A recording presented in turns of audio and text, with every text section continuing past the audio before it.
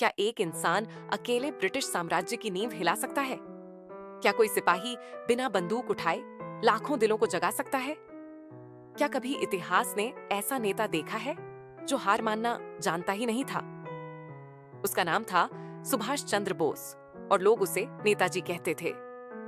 लेकिन क्या आप जानते हैं कि वो महात्मा गांधी से असहमत थे? उन्हें ब्रिटिश सरकार ने जेल में सड़ा दिया था और उनकी मौत आज तक एक रहस्य बनी हुई है। तो चलिए सुनते हैं एक ऐसे भारतवासी की कहानी जिसने आजादी के लिए सब कुछ त्याग दिया, अपने सपनों से भी ज्यादा। भाग 1, बचपन और शिक्षा। सुभाष चंद्र बोस का जन्म 23 जनवरी 1997 को कटक, ओडिशा में हुआ। उनके पिता जानकीनाथ बोस एक प्रसिद्ध वकील थे और माता प्रभावती देवी धार्मिक विचारों वाली महिला थीं। सुभाष बचपन से ही अलग थे, शांत लेकिन भीतर से आग की तरह। उन्होंने रवेंशा कॉलेजिएट स्कूल से पढ़ाई शुरू की और बाद में प्रेसिडेंसी कॉलेज, कलकत्ता से पढ़ाई की। वहीं एक अंग्रेज प्रोफेसर ने भारतीयों को नीच कहा। सुभाष ने उसे थप्पड़ मार दिया। कॉलेज से निकाल दिए गए, लेकिन जुनून और तेज हो गया। भाग 2, आईसीएस और देशभक्ति का रास्ता। पिता की इच्छा पर सुभाष ने आईसीएस की परीक्षा दी और पूरे भारत में चौथा स्थान पाया, लेकिन नौकरी करने से इनकार कर दिया। उन्होंने कहा, मैं उस सरकार की सेवा नहीं कर सकता जो मेरे देश को गुलाम बना रही है। आईसीएस छोड़ना उस समय क्रांतिकारी कदम था।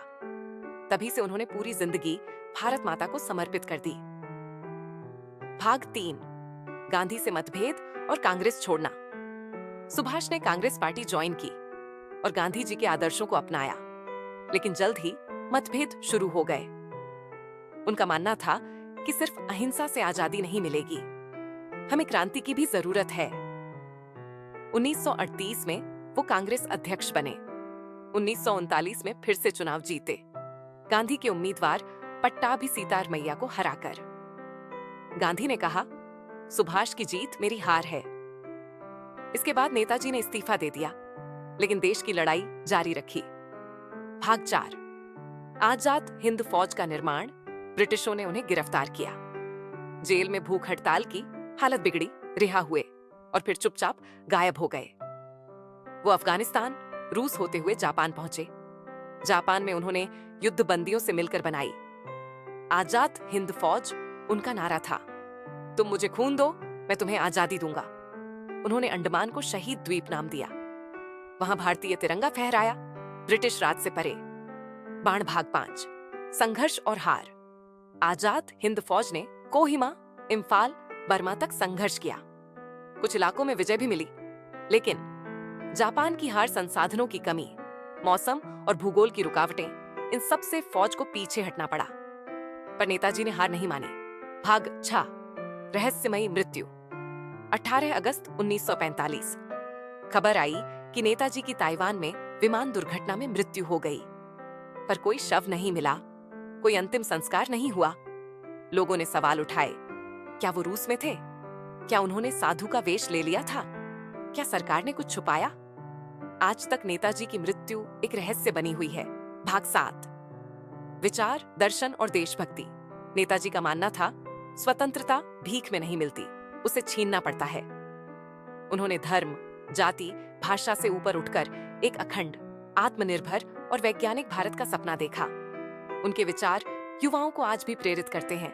जो व्यक्ति अपने आदर्शों के लिए मर सकता है, वही सच्चा देशभक्त है। भाग 8, विरासत और अमृता। नेताजी अब सिर्फ इतिहास का नाम नहीं, वो जोश है, जुनून है और विचारधारा है। उनकी तस्वीरें आज भी सेना की दीवारों पर हैं। उनके नारे आज भी रैलियों में गूंजते हैं।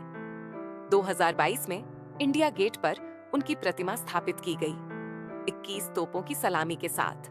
नेताजी चले गए, या शायद यही हैं, हर उस युवा में जो सच्चाई के लिए लड़ता है, हर उस आवाज में जो अन्याय के खिलाफ उठती है, हर उस दिल में जो भारत को आजाद देखना चाहता है हर दिन।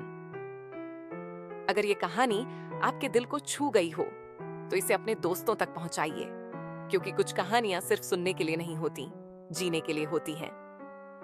वॉइस स्पिल पर हम फिर मिलेंगे, एक और सच्ची लेकिन अधूरी कहानी के साथ।